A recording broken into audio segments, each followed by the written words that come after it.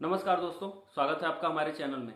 देखिए, BPSC TRE 3.0 के training, साथ ही साथ रिकाउंसलिंग आदि से संबंधित कुछ अपडेट है। साथ ही साथ अगर आपने डीबी करवा लिया है और आपका डीबी अगर सक्सेसफुल हो गया लेकिन आपके डॉक्यूमेंट में कहीं पे कोई गलती है तो आप इस वीडियो को अंत तक देखिएगा बाद में, जिससे आपको दिक्कत ना हो। क्योंकि अभी आपका जो है ये जितने भी डीबी अभी हो गए हैं, बाद में आपके कागज कई जगह चेक होंगे, सारे डॉक्यूमेंट फिर से कई जगहों पर चेक होंगे। इसकी वजह से कोई दिक्कत ना हो आपको। इसलिए अगर आपके डॉक्यूमेंट में कहीं कोई त्रुटि है लेकिन आप क्वालिफाई कर चुके हैं डीबी, तो आपको आगे क्या करना है। साथ ही साथ अगर आपने डीबी करवा लिया है, आपके आधार में संशोधन है, तो क्या उस संशोधन को अभी करवाएं या रुक के करवाएं, ये सभी जो डाउट हैं। और आपके ट्रेनिंग कब से शुरू होगा, साथ ही साथ जो मुझे इनपुट मिला है कि क्या इस बार जो है ज्वाइनिंग लेटर पहले मिल जाएगा और उसके बाद जो है आपकी ट्रेनिंग होगी, तो इन सभी चीज़ों से जो है आपको हम अवगत करवाएंगे कि कुछ अपडेट यहाँ पे निकल के सामने आ रहा है।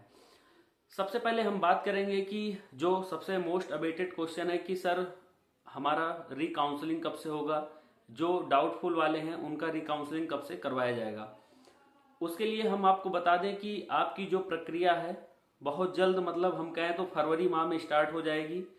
दरअसल बात यह है कि शिक्षा विभाग के पास इस समय वर्कलोड काफ़ी अधिक है। बात करें हम तो जो अभी आपसे पहले के बचे हुए हैं एचएम चाहे एसटी की बात करें, तो उन लोगों का जो है रिकाउंसलिंग का शेड्यूल्ड और तमाम जो और भी हैं जैसे सक्षमता वाले बहुत सारे लोग भी अभी बचे हुए हैं, उन सभी का भी जो है रिकाउंसलिंग फिर से करवाना है। उसके बाद फिर टीआरई 3 वालों में जो है आप देखेंगे तो काफ़ी ज़्यादा बच्चे जो है डाउटफुल कैटेगरी में रखे गए हैं, उनका फिर जो है यहाँ पे होगा। लेकिन मोटी मोटा मैं अगर आपको डेट बता दूं तो महज ये मान के चलिएगा कि इसी फरवरी के मिड में आपका जो है 25, मतलब लास्ट फरवरी में आप देखेंगे तो 25 के आसपास जो है आपके रिकाउंसलिंग का शेड्यूल जारी कर दिया जाएगा। और जहां तक हमें लग रहा है कि आपका मार्च जो फर्स्ट वीक होगा वो रिकाउंसलिंग के लिए जो है यहाँ पे टीआरई 3 वालों के लिए आएगा। तो मार्च में आपकी अब रिकाउंसलिंग जो है होगी। अगर जिनका भी डाउटफुल में रखा गया वो अब बिल्कुल अपने डॉक्यूमेंट को रेडी रखें। बहुत सारे बच्चे हैं जो जिनको लग रहा है कि हमें बाहर कर दिया जाएगा, क्योंकि उन्होंने क्या किया है कि जैसे अदर स्टेट होकर और बिहार राज्य में फिर अपना आधार अपडेट करवाए हैं, उसके बाद कुछ आरक्षण संबंधित उन्होंने लाभ प्राप्त किया है। ऐसे बच्चों को मैं पहले भी आगाह कर चुका हूं, अब भी कर रहा हूं कि अगर आपने गलती की होगी, जानबूझकर आपने किसी तथ्य को छिपाया होगा, आपको जरूर बाहर कर दिया जाएगा। यहाँ पे कोई भी रियायत आपको दी नहीं जाएगी। आप फिर आपके ऊपर विभागीय कार्रवाई भी हो सकती है। इसलिए मतलब आप अपने हिसाब से जाएं। अगर आपको लग रहा है कि मेरा प्रमाण पत्र फर्जी है और कहीं ना कहीं आपने जल्दबाजी में किसी हैंडमेड तरीके से कुछ बनवा लिया है, तो उसके बाद आप जो है अपने लिए सावधान रहेंगे। यही मेरा उनसे आग्रह निवेदन सब कुछ है। उसके बाद ट्रेनिंग को लेकर है। देखिए, मैं एक चीज स्पष्ट कर दूं कि ट्रेनिंग का इस बार जो मामला है वो कुछ इस प्रकार है कि अभी ट्रेनिंग का पहली बार से कहीं पे कुछ स्लॉट वगैरह खाली नहीं है। दूसरी चीज, जितने भी डाउटफुल वाले बच्चे हैं, जब तक इनका पूर्ण रूप से आप समझिए कि सेटिस्फाई नहीं कर दिया जाएगा, इनको पूरा कंप्लीट इनका डीबी नहीं कर दिया जाएगा, तब तक किसी को यहाँ पे ट्रेनिंग के लिए नहीं भेजा जाएगा। यह एक सतत प्रक्रिया है। जब तक सभी बच्चों का यहाँ पे डाउटफुल वाले हों या फिर जितने भी संबंधित यहाँ पे टीआरई 3 से किसी प्रकार की कोई दिक्कत होगी, जब तक उनका पूर्ण रूपेण निराकरण नहीं कर दिया जाएगा तब तक किसी की ट्रेनिंग के लिए यहाँ पे भेजा नहीं जाएगा। लेकिन फिर भी एक जो अनुमानित तिथि है ट्रेनिंग की, देखिए किसी भी कंडीशन में ये मान के चलिएगा कि अभी आपको जो है मार्च के लास्ट तक ही ट्रेनिंग के बारे में सोचिएगा। अब जो डेट निकल कर आ रही है वो ट्रेनिंग को लेकर काफ़ी ज़्यादा, मतलब आप समझिए कि दिक्कत है। अप्रैल भी हो सकता है, लेकिन मार्च लास्ट एक अभी तक जो लग रहा है कि आप लोगों की ट्रेनिंग में बुलाया जा सकता है, तो मार्च लास्ट ही आप लोगों का रहेगा। अगर अप्रैल की कंडीशन बनती है तो ये कंडीशन बहुत ही ज़्यादा मतलब दिक्कत होगी, क्योंकि 15 नवंबर के बाद से लेके आज दिनांक अगर आप देखेंगे तो लगभग फरवरी के आसपास मिड में आप देखिए पहुंच चुके हैं हम लोग, लेकिन अभी तक कोई हम लोगों का यहाँ पे कार्य नहीं हो रहा है। तो बहुत सारे बच्चे ट्विटर कैंपेनिंग भी किए, आज तरीकों से बात अपनी पहुंचाना चाहे, लेकिन कहीं ना कहीं इसमें एक मसला यह भी फंस रहा है कि जो टीआरई 1-2 या पहले से जो है सक्षमता आदि पास करके टीचर वहाँ पे हुए हैं, 1,90,000 लोगों ने अपना आवेदन किया है जो है ट्रांसफर आदि के लिए। तो पहले उनका जो है ट्रांसफर करने के बाद ही आपका जो है स्कूल में पदस्थापन प्रक्रिया होगी। ये अंदर की खबर है, मैं जो आपको बता रहा हूँ। उसके पहले आप लोगों का पदस्थापन नहीं होगा, किसी कंडीशन में आपको विद्यालय अलॉट नहीं किया जाएगा। तो इससे एक बात यह भी जो है मतलब कि एक तरीके से समझिए मतलब अब इसमें विराम लग चुका है कि पहले आपको ज्वाइनिंग लेटर मिल जाएगा। ज्वाइनिंग लेटर हो सकता है आपको मिल जाए, इसमें कोई दिक्कत नहीं है, लेकिन अब आप देखेंगे कि जो प्रक्रिया है शिक्षा विभाग का वो ज़्यादा जोर दे रहे हैं कि कितना जल्दी आप देखेंगे। बस आज आप अगर वीडियो देख रहे हैं तो हो सकता है कि तब तक नहीं तो 2-3-4 दिनों में देखेंगे कि जो भी ट्रेनिंग और पोस्टिंग वाला है मामला फंसा हुआ है, सॉरी माफ करिएगा, ट्रांसफर पोस्टिंग वाला जो भी मामला है, इनका निराकरण बहुत जल्द होने वाला है। तो इनका पहले निराकरण कर देंगे, इनको पहले विद्यालय में पदस्थापित कर देंगे। उसके बाद TRE 3 वालों को जहाँ पे बची हुई सीटें होंगी, रिक्त सीटें होंगी, वहाँ पे उनको भेजा जाएगा। अब चाहे वो ग्रामीण इलाके में पोस्टिंग पाएं या शहरी इलाके में पोस्टिंग पाएं, अब उनकी किस्मत के ऊपर, उनके भाग्य के ऊपर निर्धारित है वो कहाँ पे पाएंगे। तो पहले आओ पहले पाओ वाला यहाँ पे सिद्धांत लागू है। शिक्षा विभाग के ऊपर काफ़ी ज़्यादा इसमें वर्कलोड है, इसीलिए TRE 3 में बहुत ज़्यादा देरी हो रही है। उसके बाद अब है कि DB हमारा हम पास हो गए सर, लेकिन कहीं ना कहीं हमारे जो भी डॉक्यूमेंट है उसमें कहीं पे अगर मान लीजिए गलती हो गई है, उनका निगाह वहाँ पे नहीं पड़ा है, लेकिन आपको DB उन्होंने क्वालिफाई कर दिया है, लेकिन आपको अंदर से लग रहा है कि क्या हमें कहीं पे पकड़ लिया जाएगा या बाहर कर दिया जाएगा।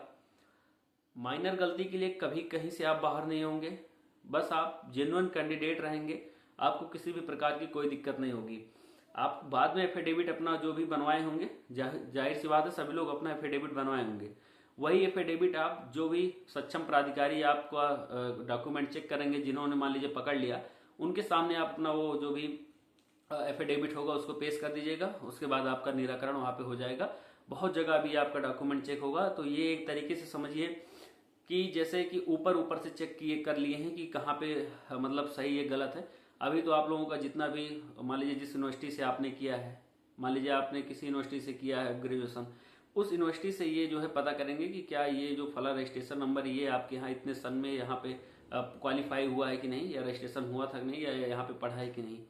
इसी प्रकार सीटेट में 90 मार्क्स से अगर कम है तो अदर स्टेट वाले बिल्कुल मत जाइएगा, महिलाएं बाहर हुई हैं।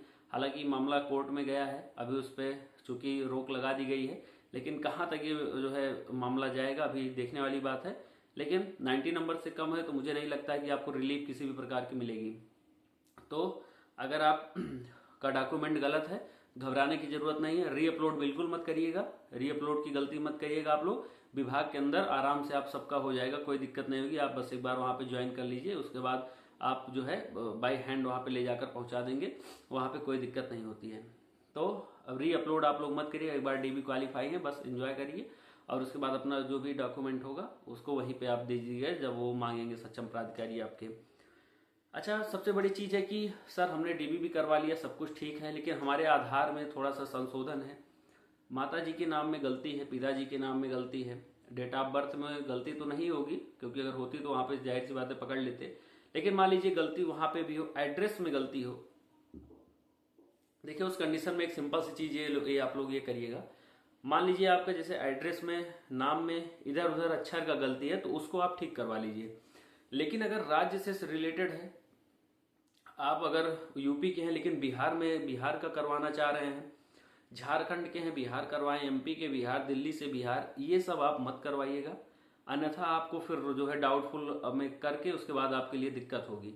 लेकिन अगर आपके नाम में गलती है, कहीं पे एड्रेस में कोई त्रुटि है, अब आप संशोधित करवा सकते हैं। अगर आपका DB हो गया है तब, DB नहीं हुआ है तो नहीं करवा सकते हैं, DB हो गया है तो करवा सकते हैं, अन्यथा अभी नहीं करवाएंगे आप, बाद में आपको फिर से मौका मिलेगा।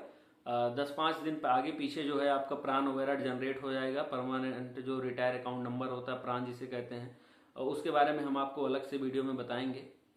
अभी फिलहाल जो है कुछ प्रोसेस आगे बढ़े तो उसके बाद आपको इन सब चीज़ों के बारे में बताएं, नहीं तो अभी से आप भूल जाएंगे। तो इसलिए अगर संशोधन करवाना चाहें तो आप फ्री हैं, करवा सकते हैं, लेकिन मेजर चेंज मत करवाइएगा। ऐसे मान लीजिए विलेज के नेम में गलती है, इधर उधर सपने आप करवा लीजिएगा। लेकिन अगर स्टेट चेंज हो जा रहा है, जिला चेंज करवा दे रहे हैं, तो ये अभी रुक जाइएगा, इसके लिए आपको समय मिलेगा, आप उस समय भी करवा सकते हैं। कोई मतलब यहाँ पे हड़बड़ी नहीं है, जिससे नहीं आपको आगे चल के फिर दिक्कतों का सामना करना पड़ेगा। उसके बाद आप आधिकारिक चक्कर में पड़ गए एक बार, तो उसके बाद फिर मामला कुछ जो है दे लेकर ही आप निपटेंगे, उसके पीछे नहीं निपट पाएंगे। तो मेरा आपसे निवेदन है कि अभी आप कुछ मत करिएगा। नई जगह आप लोग ज्वाइनिंग लेने जा रहे हैं तो आपको अभी कोई अगर इतना भी डर आएगा तो आप इतना डर जाएंगे। तो अभी बिल्कुल मत करिएगा ये सब कोई भी गलती। और तो अगर कोई भी आधार में गलती है तो अभी करवाना चाहे करवा लीजिए, अन्यथा अभी कोई भी बहुत आवश्यकता नहीं है। आप लोग बस ट्रेनिंग के टाइम भी आपको मौका मिलेगा, करवा लीजिएगा। अच्छा, अब बात सबसे लास्ट में कर लें कि ज्वाइनिंग लेटर को लेकर। ज्वाइनिंग लेटर पहले अगर दे देंगे, किसी विद्यालय में पदस्थापित कर भी दिए तब भी अच्छा है, लेकिन बहुत इसके कम चांसेज हैं। और इसका सबसे एक चीज़ आप ये मान के चलिए कि नवंबर में इलेक्शन होने वाला है और कहीं ना कहीं टीआरई 4 को भी इनको देना है, उसको खींच कर ये लंबा ले जाना चाहते हैं। अभी देखेंगे आप तो यहाँ पे स्टेट फिर से करवाया जाएगा, तमाम चीज़ें हैं, एंजॉय करिए, कोई वो की स्थिति मत लाइए और अपने हिसाब से सारा काम होगा। आप लोग ट्विटर कंपेयरिंग कर लेंगे, सब कुछ कर लेंगे, दबाव में कुछ नहीं हो पाएगा। सब सतत प्रक्रिया के हिसाब से होगा, बिना ट्रांसफर पोस्टिंग करके ये टीआरई 3 वालों को अपने विद्यालय पदस्थापित नहीं करेंगे। आप लोग पहले देखेंगे कि इनको जो है ट्रांसफर पोस्टिंग होगी, उसके बाद रिक्तियां मांगी जाएंगी, रिक्तियों के बाद फिर पदस्थापना का कार्य किया जाएगा। इसमें समय लगेगा और अभी होली तक जो है कोई और अपडेट आती रहेगी तो हम बताते रहेंगे, बाकी अभी बहुत मुश्किल है। बस इतना ही था। और कोई आप लोगों का अगर चैनल पहली बार जुड़े हैं तो वही सब्सक्राइब करिएगा, वीडियो पसंद आए तो लाइक और कमेंट भी आप लोग कर सकते हैं। मिलते हैं फिर किसी नेक्स्ट वीडियो में, तब तक के लिए बहुत बहुत धन्यवाद।